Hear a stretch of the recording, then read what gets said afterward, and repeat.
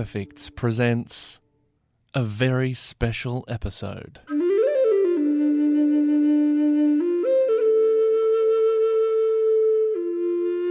Sit back, relax, and grab yourself your own cup of vulnerability.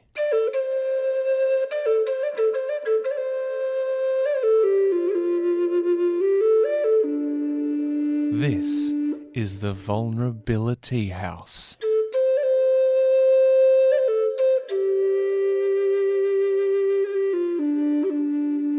Hello everybody, and the Vulnerabilitea House is pouring tea again. Vulnerability.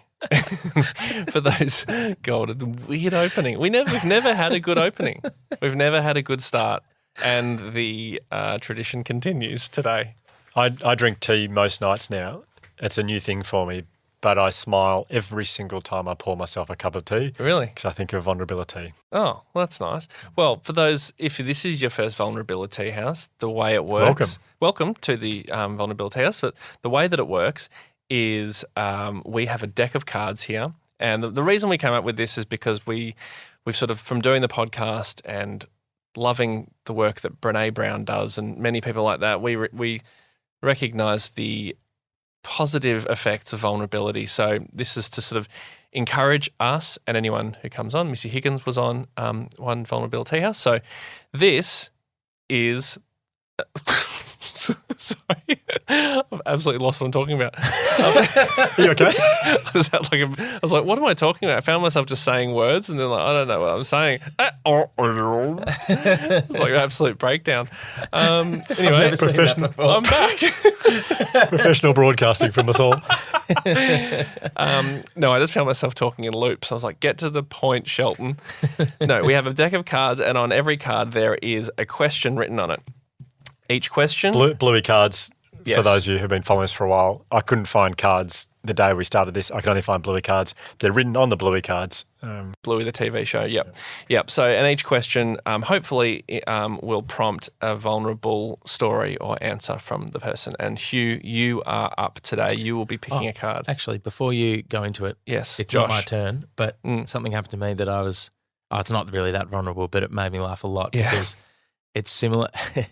I don't know when this podcast is going to air, this particular one, but maybe in the last or previous episode, Ryan, you told the story of being on a ride-on mower. Yes. And getting your text message that was a very exciting career opportunity for you. Yes.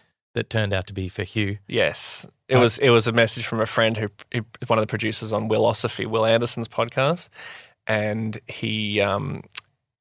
the voice message, this is so confusing. It was read out to me on my AirPods. By Siri, yeah. By Siri. So it sounded like I was wondering if you were I was wanting to get in contact with you or something like that, but it sounded like it actually said Hugh, and he wanted Hugh to be on the podcast, not me, and I was devastated. Anyway, sorry, So Josh. Last week I got a phone call, and I had from a number that I had saved in my phone. I'm like, I know that name, but I can't remember whose name where that's from. Yep. And I went through to a voicemail, and I checked it, and it was this guy, and he goes, he's like, "G'day, mate. It's Adrian here. We used to work together did a few jobs at the AFL. I'm now working on Hamish McLaughlin's show, doing When's the Last Time You Cried? And I'm a huge fan of that. I've watched a couple of episodes. I'm like, awesome. And I was like, great. That is such a great leg up to get work on that show. And he goes, yeah, look, I'm just trying to get in contact with Hugh to see if we can get him on the show. That is Adrian Brown, and Brownie called me for the same thing. Left a message on my phone. Amazing. I haven't called him back yet. It's like, hey, mate, it's Adrian. Love to catch up. Anyway, more to the point, you know Hugh. Yes, I do. I do know Hugh. You want his number, do you? Yep. Yeah, so I know how it feels. Yeah, nah, it's all right. Just love living in the shadow of someone. It's fun. No, that's not what's happening. That's not what's happening. Just don't get sunburnt. It's very funny that I was listening back to that episode where it said you and not Hugh. Yeah. I had an athletics coach or a school teacher who was my athletics coach, and Josh, Mr. Williams. Mr. Williams, who couldn't say his H's. He would, instead of saying Hugh, he'd say you. He'd go, how are you, you? And it was just like, I find it quite funny. I remember we had this specialist coach come down once, His name's Gary Honey, and he's a medalist from, I think, the Olympics or Long jump. Long jumper. Amazing long jumper. Gary Honey. I don't know. God, there hasn't been many better names than that. No, it's a good one. It's up there with Peter Fortune. Yes. The arts community is delivering. Gary Honey. Wow. So, Honey, Honey. Yeah, Gary Honey, long jumper. Look him up. He looks like he used to wear these like Michael Jordan, Michael Jordan wears these big suits. Oh, yeah. He wore those suits to training, like collarless shirt, like he was just a magnificent, magnificent. Like, he'd wear those to ath training. Yeah. Anyway, he was my ath coach at school, but we didn't know who he was going to coach. And Mr. Williams got up to say in front of the whole group who he was going to coach. It was like this big announcement. And I was in year 12 and I was doing okay with my running. So, and he said, Gary, you're going to be coaching you. And he went, I beg your pardon? And he said, yeah, coaching you. And he goes, okay. Yeah, but I'm just keen to know who I'm coaching. He goes, yeah, coaching you. And I knew he was talking about me, but I didn't want to look like a smart ass and go, yeah, I think he means. Just watch the grenades go off. It was like so much fun. 40 boys just sitting there going, what the fuck is he talking about? Yeah. You're going to coach you. Oh, this guy's lost his mind. He's coaching himself? Why is he? He's retired. What Gary. So Gary Honey coached you. Yeah, in year 12. Hugh. Yeah. He did. He coached Hugh. Oh, wow. Anyway. Gary Honey. Back to the Vulnerability House. Yes. Here are my 3 questions that I don't know what they are yet, but let's draw them. At random from the deck. I've got Snickers, who's a lovable character. Lucky, also a terrific character. And Grannies, which is a funny episode for the Bluey fans. Okay, so characters from Bluey on the cards. Yep. And there are questions on those cards. And here are the questions. The questions are, number 1, what do you feel ashamed of? I feel like I've kind of answered that a couple of times. Anyway, second one, what is your happiest memory? I actually have answered that when Ben Crow asked me in the Ben Crow episode. Yeah. Being in the backyard with Mum and Dad. So I don't know what the third one is, but it looks like I have to answer the third one. Okay. So the third one is, what are you struggling with? Like, I guess it means like now. Is that what I assume that's I guess so. Yeah. I have something to say on this, but I don't know if I have to talk to Penny about it, see if she's okay with me talking about this. Okay. So I'll do it and then we'll see what. Yeah. Well, this may never be it. What are you struggling with? Okay. Well, this is I think as vulnerable as I'll probably get on this podcast. So, wow. Okay. I don't think, and it's hard for me to say this because I feel like for the last 10 years I've been running around the country telling people what to do to cope and to feel better and to feel happier. And I don't feel like I'm going too well at the moment right now in my life. I feel like I'll look back on this year or this couple of months or I don't know if it's this few weeks, but I will look back on it as a time where I probably struggled more than I have in a long time. There's a few things going on. There's a lot on my plate at the moment. Like, I'm trying to do a lot professionally, and I'm not saying so people should feel sorry for me. On my birthday, which was, when was it? It was a couple of weeks ago, I was in the car and I was driving. I'd had a meeting with our CEO and we're talking about all the work I've got coming up for the rest of the year. Yeah, and we were going through the amount of talks I've got, the shows I've got coming up, when the book's due. You're writing a second book, yeah. Yeah, all that kind of stuff. And I felt like this enormous weight of, geez, there's a lot I need to get done, which is not a new thing for me. Like, I've been doing a lot for a long time, but it felt almost insurmountable. I've never felt that before professionally. I was like, I don't know how I'm going to do that. Just completely overwhelmed. Yeah. And then I got in the car. I was on the way to come into the studio to do a presentation, online one, and I felt my hands were getting quite shaky. And that happens sometimes when I drink too much coffee. I thought, I've drunk too much coffee. And then I thought, I haven't drunk coffee today. That's really weird. And I noticed my heart rate was really racing. And my breathing got really heavy. And I thought, with all the work I do in anxiety and panic, I was like, I'm having a panic attack. And I pulled over the side of the road and I sat there and it was like, well, is something about to happen here? And what's causing this? Where's this coming from? And I sat there and felt quite panicked. I went in, nothing happened, but something didn't feel right. Yeah. I've never had, it's just something wasn't right. And I went into work, I tried to do this presentation and my brain stopped. I'm like mid-presentation, my brain just stopped. And I couldn't, it's a story I've told honestly 5,000 times before and I couldn't say it. I couldn't remember what happened. Like my brain just, I actually couldn't remember. So this is part of the story that you tell, like in your talks. Yeah. It's 300 people watching online, and I bought myself 30 seconds, regathered myself, and picked it up at a different part of the presentation. Got through it. Pretty quick thinking. That's good. And I finished the presentation, and I was thinking, something's not right. I don't know what it is, but something's not right here. And I felt. So this is on my birthday. I saw you guys on my birthday. The three of us had dinner together, and I'll come back to that in a second. I didn't bring it up. I was going to talk to you about it, but I didn't for a particular reason. But on that night, I got home and Penny and I are having, like a lot of parents will know this, but Missy spoke last week about how hard things are at home for her at the moment. Last episode. The last episode, yeah. And that resonated with me because in the last 4 years of being parents, right now in this very moment, it is comfortably the hardest. It is comfortably the hardest it has ever been for us as parents, and it's not. I don't want to go into the details of it because it's not my story. It's like it's. I think Benji's find the world a bit challenging at the moment, and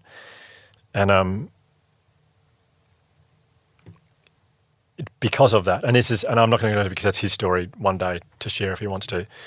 But because of that, it is incredibly hard for Penny and I. Our life is like managing the situations that arise day to day, preparing for them, where it's hard to talk about without divulging too much, but we're constantly on edge as parents and we're getting no sleep.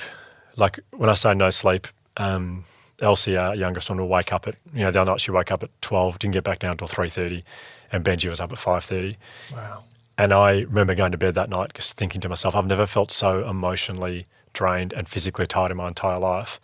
I just had a good night's sleep tonight and I got 3.5 hours sleep and that was it. Mm-hmm. So it's like I love my job. I am so lucky to do what I do. But at the moment I'm finding it overwhelming. And so you think, well, I just need to rest and recover. But home right now is not recovery for me. It's harder. It's harder than work. Yeah. It's more exhausting. And so when I come to work, that's like sometimes when I'm at work, I feel really great. I go, I'm feeling better again. This is good. I'm recharging the batteries. But a lot of the time right now, it's like this is really hard because I've been going so hard for so long. And please don't worry if you've bought tickets to my show. Don't worry, that's still happening because that is what I get. These big shows, I get so much energy and so much joy from. But they've all been cancelled because rescheduled because of COVID. So and they're the things I kind of I live to do that. And like I've had 2 nights in Geelong, Ballarat, Sydney, now 2 shows in New Zealand, all rescheduled because of COVID. And I just felt I'm constantly getting kicked in the guts. And part of me feels like I need to say, I realise I'm very privileged and I shouldn't be. But I think people need to stop prefacing their struggles with, I realise other people are doing it tougher because it's all relative. Yeah. But so it's all sort of crashed on top of me at once. Like this, I've worked so hard for so long and I'm battling at the moment, but the thing that gives me energy in work is not happening. It keeps getting rescheduled. And then I can't rest and recover at home because it is so difficult. And Penny and I don't get to be a couple. Like we just don't get to be together because it's like, and parents, I'm sure every parent will go, yeah, mate, that's just being a parent. But we're not even getting, we'll get the kids down, then we clean up and go to bed. And then, Penny will go to bed and I think I just need some time to myself and I'll watch the basketball. And then I don't turn it off till way too late. I'll watch it till midnight. And I go, what the fuck have I just done? I'm going to be up at 5 a.m. and now I'm just getting no sleep and I can't, and I'm not feeling those moments. So I am someone who my entire life, the smallest things make me happy. Like the smallest things make me happy. I'm not getting that at the moment. Like the little things aren't really buoying me. But the reason I wanted to talk about this today was I wanted to say to you two, to your face, and I don't know if this will ever play this, I don't know. But I want to say to you two, the dinner we had on my birthday was just like, neither of you will know how much I needed that. And I love you both so much. And I just want to thank you for that night. Was just like, we just had a couple of beers and ate food. But you don't know how much I needed it. And that gave me such a huge lift, because I was in a pretty dark place. And I don't want to be in a dark place on my birthday. Like, I've been such a happy person my entire life, but I'm feeling a lot going on right now. But this friendship, Josh, friendship, we're brothers, but this thing we're doing, like, I look forward to this so much. And the conversations we have around everything we're doing in our personal lives, but also this, it means so much to me. And I just want to thank you for that, because you guys, there are a few things keeping me afloat right now, and you two are right up there as the things that are buoying me and keep me going. And I'm going to be fine. And I know I spoke to Anita, my psych, about it yesterday. I'll be fine. I'll get through this, and it'll be part of my story, and it'll add to who I am, what I'm going through at the moment. But I just want to thank you both so much. Oh, wow. Well, here, it's probably not a good time to say that I'm leaving the podcast. But,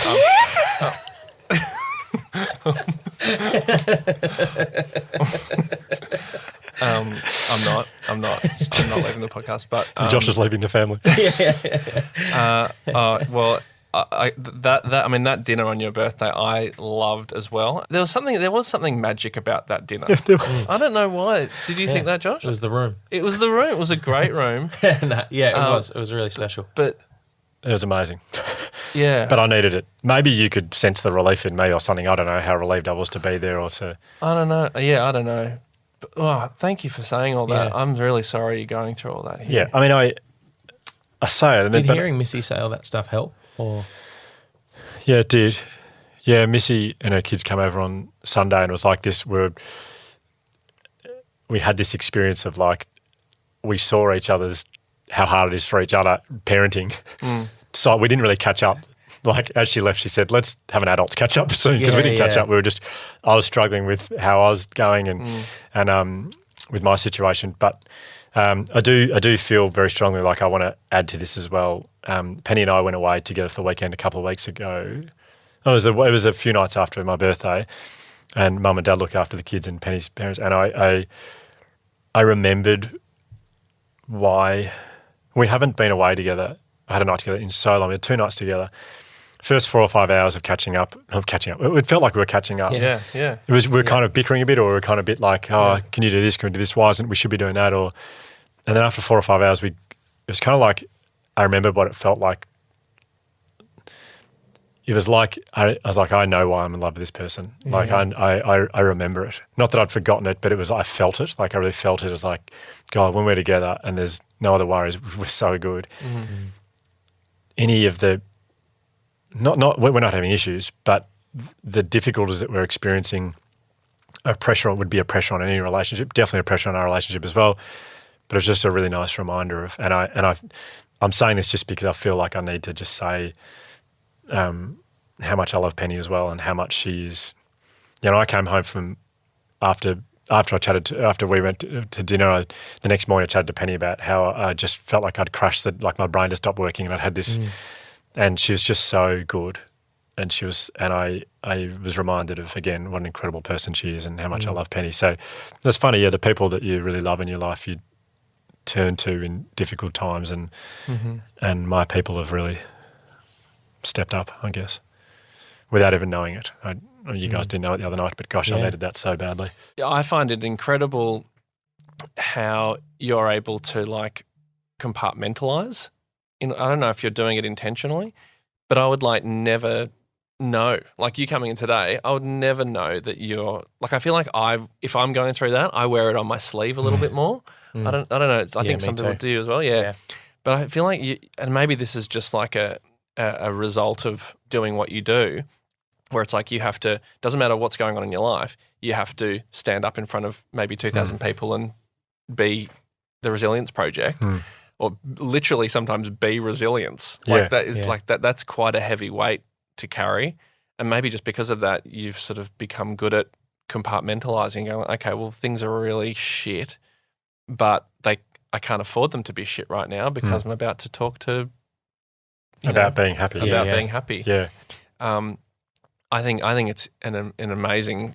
You certainly don't put it on anyone. Well, when I am doing talks to lots of people, I couldn't be happier. That's the greatest joy I'll ever know is standing. Well, that's not true. Having kids is unbelievable. But having said everything I've just said, but that's doing the podcast. Yeah, doing the podcast. Yeah. Dinner with you guys. No big deal. Yeah. And then,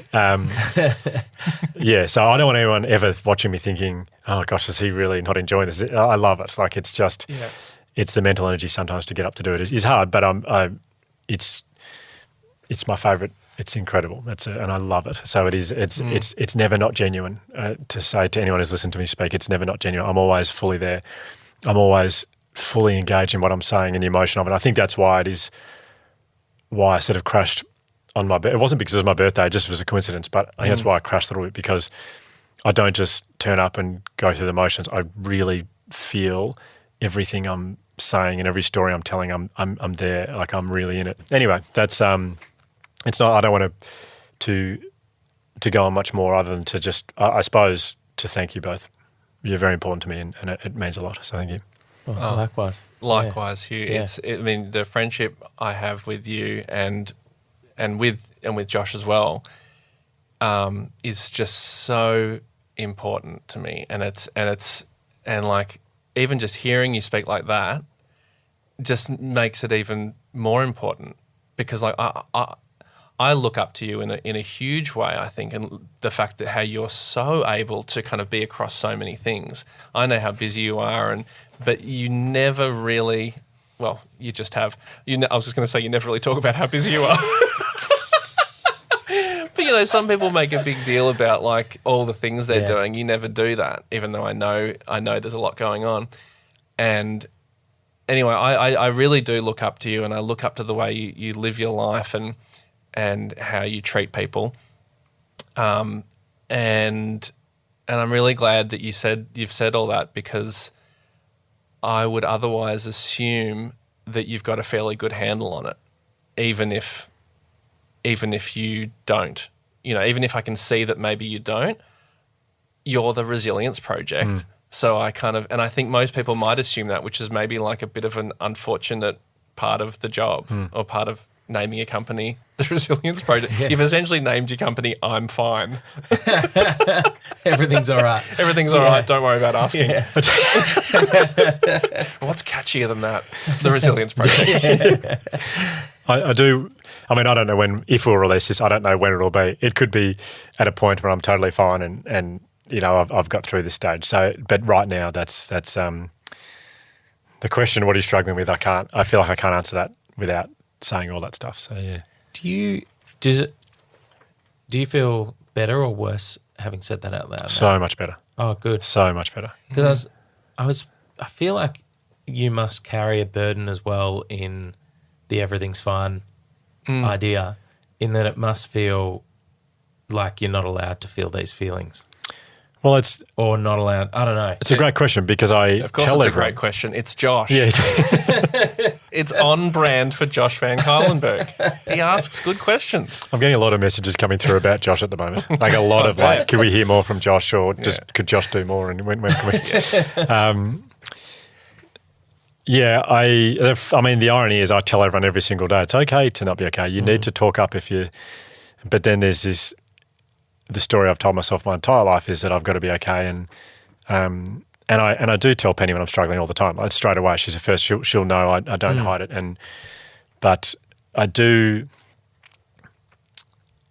Yeah, it's a pressure of like. One part of me is I tell people how to be resilient, and the other part is, do I lean towards the fact that I'm great because I do all this stuff, or do I lean into like, but you can do all this and you can still struggle, and right now I'm struggling. Then do people less inclined to listen to me? There's a limit to vulnerability. As much as I love vulnerability and totally. What we're doing here, there's a limit to what you should share with people. Totally. You need to be very careful to be safe. Yeah.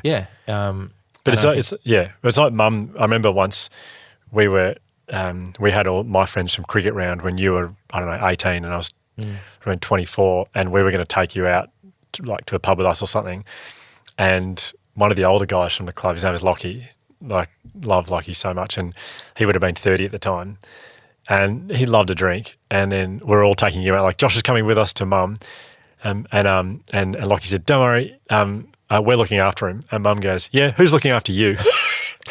I kind of feel that. Wow, yeah. I kind of feel that as far as like, if I'm telling everyone try and do this stuff to feel happier, it's like, if I say, "Oh, I'm not okay at the moment, but try and do this stuff," I feel like people are going, "Well, I'm going to take advice from the person who's like not okay right now." I think that's I think that's the opposite of the truth. Okay. It's the complete opposite. Okay. Like, I don't think it's a strange reference point, but when I hear Stephen Fry talk about bipolar or manic depression, I don't want to just hear from him when he's feeling good.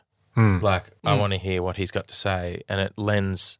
I think it makes you. It's who you are. It's real. I don't think you need to share at every point, every level of vulnerability that you of you, because I think that would just be exhausting and not necessarily wise. But it's for people to hear that you struggle just like everyone else, I think is incredibly empowering, and for them and you, and it only makes what you're saying even stronger, because this stuff isn't, as you've said before, to me, I don't know if you've said this actually publicly, but I think we've talked about it, because someone we know used to jest or talk to you or call you a happiness coach.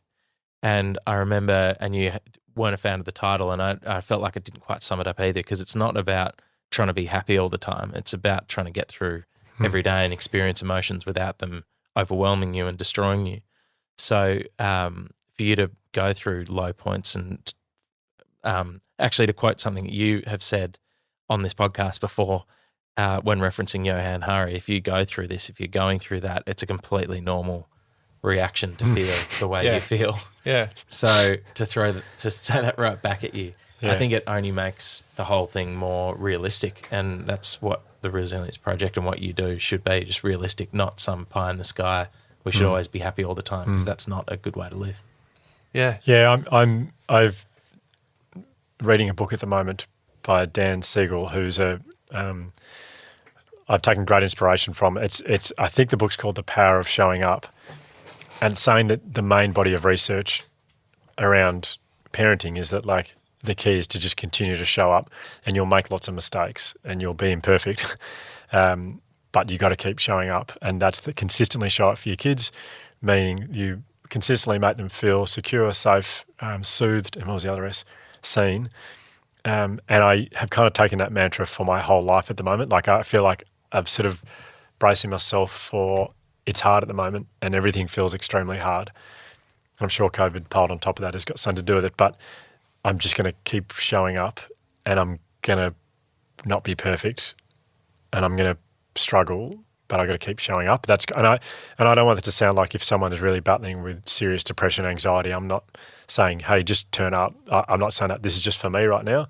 I'm just, the mantra I'm taking is just keep showing up, and it's going to get easier.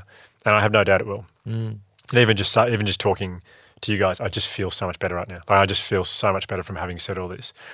I wish I'd articulated it like this for my psych session yesterday. But I just feel so much better for this. So, yeah, I don't... I wanted to give a practical thing there for people, but for me, it's just my inspiration at the moment. Well, not my inspiration, that's the wrong word. My mantra at the moment is just keep showing up. Mm-hmm. Yeah. In all areas, as a parent, professionally, as a friend, all that kind of stuff. But I think it's also good to remind, yes, there's the showing up, and that's part of it, but also not many people, I mean, some people won't be able to do this, but you took time, you were able to lean on family members to help out, and took some time with you and Penny just going to do something, spending a couple of days together. You do running. There are things that you have in your life that you're able to, or you're working to identify things in your life that you need to get through to be able to show up. So I think it's also important to remind people that you need to, it's really important to try and work out what those things are that give you the energy to show up and keep going. Yeah, and it's like, even just you talking like that is just, it sort of makes me feel even closer to you. Like, because I properly know where you're at now. as opposed to, it's kind of nice to be constantly surprised by your friends and sort of just to sort of like to hear something that you didn't know, to like peel back a layer or something like that. And I think, without wanting to make it about me at all at the moment, but I think the thing that I've found, or that I've sort of learned recently, is like when you tell me that, and this is for anyone, I guess, like to remove that fear, Josh, that you were saying of like when somebody starts talking about something that they're struggling with, especially for guys, I think the immediate response is like, oh no, I'm going to have to enter this uncomfortable space of vulnerability, and they might cry, or like this, I don't know what to do, I don't know what I'll say, but you actually don't have to say anything if you're listening to it. You actually don't have to do it. All you have to do is just be be in the space with them and just let them talk and listen. Because like if we didn't really say, we haven't like solved your problem, we haven't done anything. Yeah, I just talked. You just talked. Yeah, and that's sort of like, I think the important thing to remember. You don't have to do anything. There's no responsibility. There's no expectation for the person listening. Just be there, and you just listen and let the person know that they're not alone and they're understood and loved. I like you. I don't love you.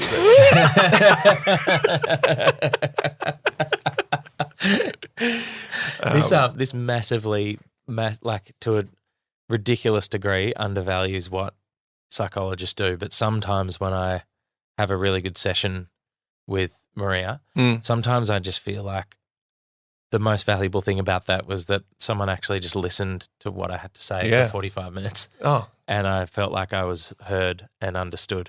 Yeah. And my problem didn't need to be solved or anything like that. And you didn't want that $200 anyway. What are you going to do with that? Well, thank you, Hugh. Just very, very generous. Thank you. We'll see you soon you'll hear us soon for an episode of, what's next? What's coming next? It's an Academy of Imperfections. Academy of Imperfections. I think so, yeah. Yeah, see you then. Good. Look forward to it. Thanks, guys.